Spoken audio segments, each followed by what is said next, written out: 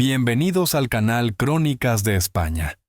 Hoy nos adentramos en uno de los acontecimientos más decisivos y complejos del siglo XX español, la Guerra Civil Española. Un conflicto que no solo enfrentó a dos bandos militares, sino a dos proyectos de país, dos visiones del mundo y, en muchos casos, a miembros de la misma familia. Durante décadas, hablar de la guerra fue casi un tabú.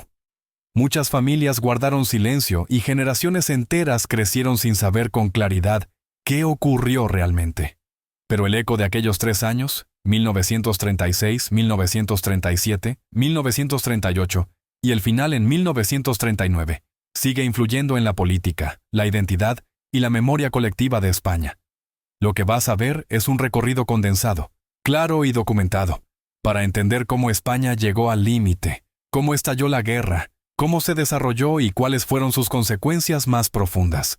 Para comprender la guerra civil, debemos retroceder a los años previos. España, en la década de 1930, era un país profundamente desigual. En el campo, enormes latifundios concentraban la riqueza mientras millones de campesinos sobrevivían en la miseria. En las ciudades industriales, sobre todo en Cataluña y el País Vasco, la economía crecía, pero ese crecimiento iba acompañado de fuertes tensiones sociales. En 1931, la monarquía había caído y nacía la Segunda República, un proyecto ambicioso que buscaba modernizar un país atrasado en muchos aspectos. Sus reformas removieron los cimientos de la sociedad. La reforma agraria intentaba redistribuir la tierra. La educación laica separaba Iglesia y Estado. Las mujeres conquistaban por primera vez el derecho al voto. Cataluña obtenía un estatuto de autonomía. Para muchos españoles, aquello era el comienzo de una nueva era. Para otros, un salto al vacío. La derecha temía perder su poder. La Iglesia veía amenazada su histórica influencia. Y una parte del ejército consideraba que la República estaba debilitando la unidad nacional. Al mismo tiempo, la izquierda obrera presionaba para que las reformas fueran más profundas y más rápidas, alimentando un clima ya de por sí explosivo. Todo se tensó aún más tras la Revolución de Asturias de 1934, cuando miles de mineros se levantaron contra el gobierno conservador. La represión, dirigida por militares como Francisco Franco, fue durísima y dejó miles de muertos. Aquella herida, lejos de cerrarse, dividió al país todavía más. Así, cuando llegó 1936, España ya estaba fracturada mucho antes de que se escuchara el primer disparo. En febrero de 1936, las elecciones cambiaron por completo el rumbo del país. El Frente Popular, una amplia coalición de republicanos, socialistas y comunistas, llegó al poder con un programa de reformas profundas. Para la derecha, aquello no fue solo una derrota electoral. Fue un golpe existencial, casi una señal de que la España que conocían estaba a punto de desaparecer. Las tensiones crecieron a una velocidad vertiginosa. En pocas semanas, el clima político se volvió irrespirable. Se multiplicaron los incendios de iglesias, las huelgas paralizaron sectores enteros, y los enfrentamientos callejeros se convirtieron en algo cotidiano. Los periódicos hablaban abiertamente de un país al borde del abismo. En el Parlamento, los insultos reemplazaban al debate. En las plazas, en los cafés y en los mercados, las conversaciones ya no giraban en torno a la vida diaria, sino a la posibilidad real de una guerra. Mientras la sociedad se fracturaba por completo, un grupo de generales observaba con creciente determinación. Convencidos de que España se dirigía hacia el caos, comenzaron a preparar en secreto un golpe de Estado.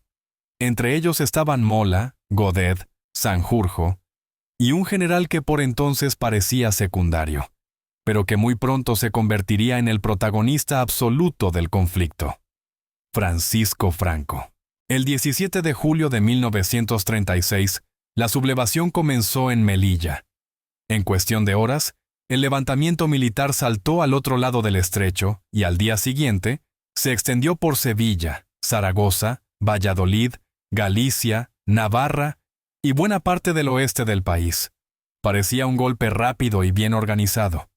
pero no triunfó donde más lo necesitaba, ni en Madrid, ni en Barcelona, ni en Valencia.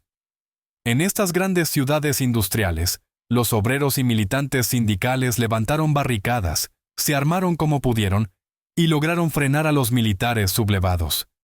En apenas unos días, España quedó partida en dos.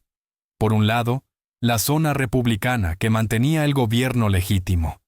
Por el otro, el territorio controlado por los sublevados, que muy pronto empezaron a llamarse a sí mismos el bando nacional.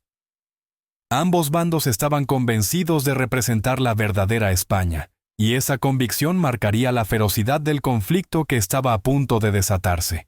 Los primeros meses de la Guerra Civil fueron los más caóticos y oscuros. En cuestión de semanas, todo el país quedó dividido en dos zonas donde prácticamente no existía control real del poder. En la España republicana, el estallido de rabia acumulada durante décadas derivó en una violencia radical. Grupos armados comenzaron a perseguir a terratenientes, sacerdotes y cualquier persona vinculada a partidos conservadores. Iglesias, conventos y edificios religiosos ardieron en numerosos pueblos, mientras aparecían las llamadas checas, centros de detención improvisados y clandestinos, donde se interrogaba, y muchas veces desaparecía, a sospechosos de simpatizar con la derecha. En la zona sublevada la situación no fue menos terrible. Los militares golpistas pusieron en marcha una represión sistemática, mucho más organizada y duradera, dirigida contra sindicalistas, maestros republicanos, concejales de izquierdas y campesinos que habían participado en movimientos sociales. En muchos pueblos, bastaba una denuncia anónima o una acusación infundada para que alguien fuera ejecutado sin juicio alguno. Nadie estaba a salvo. El miedo gobernaba cada calle y cada casa. La guerra acababa de comenzar y, sin embargo, España ya estaba cubierta por una sombra de muerte. En pocos meses, miles de personas habían sido asesinadas en ambos bandos, marcando para siempre el tono trágico del conflicto. La Guerra Civil Española no fue un simple conflicto interno, sino el primer gran choque ideológico que estremeció a Europa en el siglo XX. En sus trincheras no solo se enfrentaban españoles, se enfrentaban dos modelos de mundo que ya estaban en colisión mucho antes de 1936. Por un lado, las potencias fascistas vieron en el alzamiento militar una oportunidad estratégica. Alemania nazi envió aviones, tanques, artillería y a la temida Legión Cóndor, protagonista de algunos de los bombardeos más devastadores del conflicto. Italia fascista mandó decenas de miles de soldados y escuadrones aéreos. Y Portugal, bajo la dictadura de Salazar, colaboró abiertamente con Franco desde el inicio. Mientras tanto, la República se sostuvo como pudo gracias a la ayuda de la Unión Soviética, que envió armamento, tanques y asesores militares, al apoyo diplomático y humanitario de México, y al esfuerzo voluntario de más de 30,000 combatientes extranjeros que llegaron para luchar en las brigadas internacionales. Sin embargo, las principales democracias europeas, Francia y Reino Unido, impulsaron el llamado Comité de No Intervención, que en la práctica aisló al gobierno legítimo y lo dejó en clara desventaja militar. Así, España se convirtió en el escenario donde se ensayaron estrategias, armamentos y alianzas que, pocos años después, incendiarían todo el continente en la Segunda Guerra Mundial. Madrid se convirtió en el primer gran símbolo de la resistencia republicana. Desde noviembre de 1936, cuando las tropas sublevadas intentaron tomar la capital con un avance rápido, la ciudad respondió con una determinación inesperada. Las barricadas, la movilización popular y la llegada de las brigadas internacionales sostuvieron la defensa bajo el célebre grito de «¡No pasarán!», que dio la vuelta al mundo como emblema de la lucha antifascista. Pero la guerra no se limitaría a las calles de Madrid. En los meses siguientes, los combates se extendieron a los valles del Jarama y Guadalajara, donde las brigadas internacionales volvieron a desempeñar un papel esencial. En Guadalajara, en particular, las tropas italianas enviadas por Mussolini, mejor equipadas y teóricamente superiores, Sufrieron una derrota humillante frente a un ejército republicano, menos dotado de medios, pero mucho mejor adaptado al terreno y a las condiciones climáticas. Aquella victoria no cambiaría el curso de la guerra, pero demostró que la República aún conservaba capacidad de resistencia. Sin embargo, donde realmente se decidió el equilibrio estratégico fue en el norte. En 1937, los nacionalistas lanzaron una ofensiva sostenida sobre el País Vasco, Cantabria y Asturias. La caída de Bilbao primero y de Santander y Asturias después dio a los sublevados el control de la zona industrial más importante del país. Se apoderaron de la industria siderúrgica, de fábricas de armamento y de la mayor parte del carbón nacional, recursos que fortalecieron decisivamente su maquinaria militar. Para la República, perder el norte significó perder no solo territorio, sino capacidad industrial, suministro energético y una parte fundamental de su potencial defensivo. A finales de ese mismo año comenzó la batalla de Teruel, probablemente una de las más duras de toda la guerra. El invierno de 1937-1938 fue uno de los más fríos del siglo. La ciudad cambió de manos en varias ocasiones bajo tormentas de nieve, temperaturas extremas y una falta casi total de víveres. Finalmente, tras un desgaste brutal, las fuerzas sublevadas lograron imponerse. La batalla dejó miles de muertos y marcó el inicio del declive militar republicano. Pero el golpe definitivo llegó en el verano de 1938, con la batalla del Ebro. Fueron 115 días de combate ininterrumpido, la operación más larga, sangrienta y costosa de la guerra. Las tropas republicanas, en un intento desesperado de cambiar el rumbo del conflicto, cruzaron el río y establecieron posiciones en la orilla opuesta. Lo que siguió fue una lucha agotadora bajo un sol abrasador, con bombardeos constantes y un desgaste físico y moral insoportable. Miles de soldados murieron en un frente que apenas avanzaba unos metros. Al final, la República quedó exhausta. Había perdido hombres, material y, sobre todo, la capacidad de sostener una guerra que ya estaba decidida. Con el ejército debilitado y sin recursos, la caída de Cataluña se volvió inevitable. Barcelona fue ocupada en enero de 1939, sin una resistencia significativa. Era el preludio del final. La República, agotada y dividida internamente, ya no tenía manera de frenar el avance de las tropas de Franco. España se encaminaba hacia el desenlace que llegaría poco después, cuando la guerra, al menos en el frente militar, llegó oficialmente a su fin. Madrid, aislada, exhausta y sumida en el hambre, vivió en los últimos meses de la guerra su propia fractura interna. El coronel Segismundo Casado encabezó un levantamiento contra el gobierno de Juan Negrín, convencido de que prolongar la resistencia solo traería más muerte. Aquellas tensiones se resolvieron con una entrega casi sin resistencia. Poco después, el 1 de abril de 1939, Franco pronunció la frase que marcaría el inicio de una nueva etapa: la guerra ha terminado. Pero la realidad es que, para millones de españoles, lo que comenzó aquel día no fue la paz, sino otra forma de sufrimiento. Tras el fin del conflicto, el régimen franquista puso en marcha una represión sistemática y profundamente arraigada. Miles de personas fueron ejecutadas tras consejos de guerra sumarísimos. Cientos de miles ingresaron en cárceles saturadas o en campos de concentración improvisados. Muchos fueron enviados a trabajos forzados para reconstruir carreteras, pantanos y edificios que habían quedado destruidos por la guerra. La censura se instauró como norma en la prensa, la radio, el cine, el arte y la literatura. Incluso la humillación pública fue utilizada como forma de castigo. En muchos pueblos, mujeres vinculadas al bando republicano fueron rapadas y obligadas a beber aceite de ricino, exhibidas en plazas entre insultos y castigos. La posguerra fue, para la mayoría, un tiempo de miedo silencioso, racionamiento extremo y escasez. Entre 1939 y 1942, España atravesó una de las peores crisis de hambre de toda su historia contemporánea. Además de la represión interna, la otra gran herida fue el exilio. Más de 450.000 españoles cruzaron los Pirineos huyendo del avance franquista.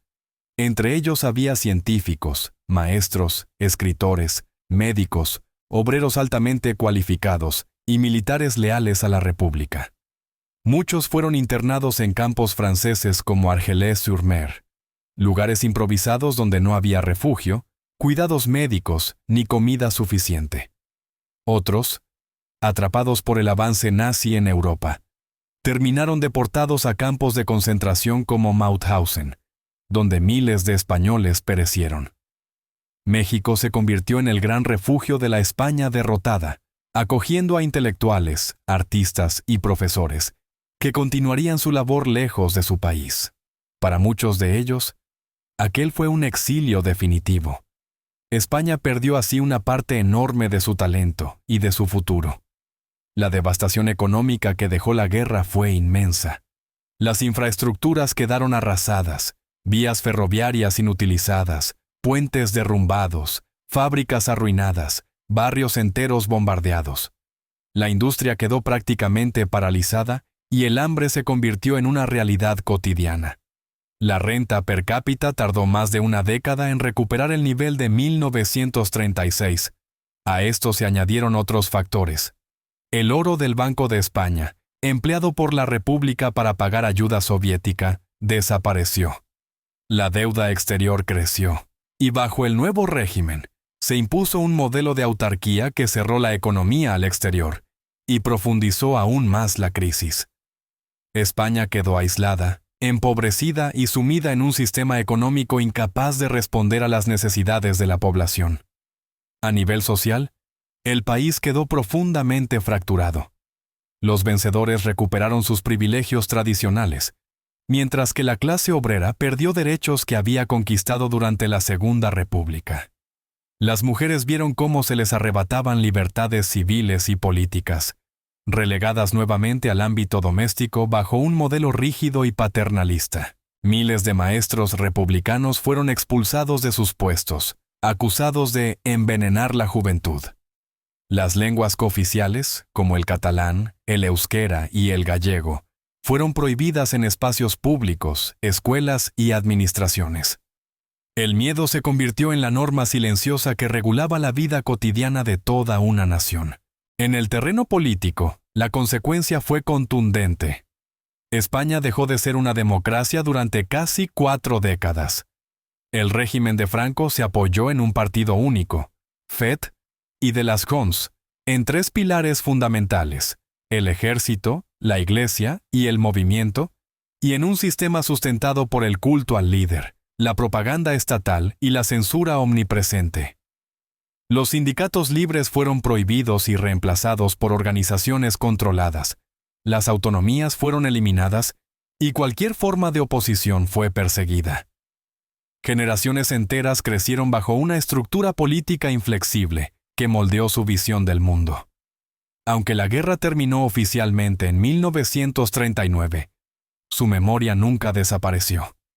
Las fosas comunes continúan, en muchos casos, sin abrir.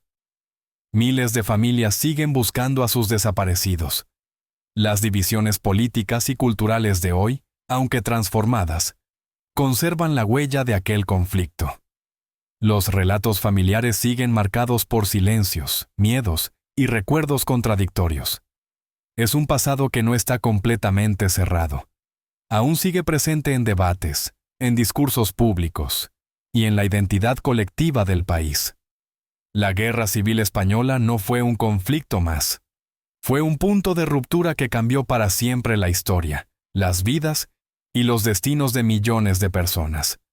Un choque entre visiones de país que dejó un legado de dolor, destrucción y profundas heridas sociales. Comprenderla no significa reabrirlas, sino reconocer lo ocurrido para entender el presente. Gracias por acompañarnos en Crónicas de España. Nos vemos en el próximo viaje histórico.